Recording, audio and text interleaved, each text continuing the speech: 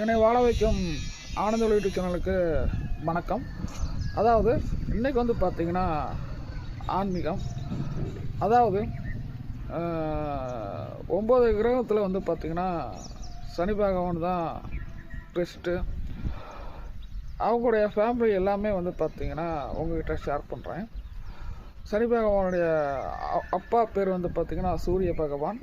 அவங்களுடைய அம்மா பேர் வந்து பார்த்திங்கன்னா சாயாதேவி. ஒரு நிழல் சரிங்களா. அவங்களுக்கு வந்து பார்த்திங்கன்னா சில 9 கிரகத்துலேயே வந்து பார்த்திங்கன்னா சில பிரச்சனைகள் இருக்கும் சரிங்களா.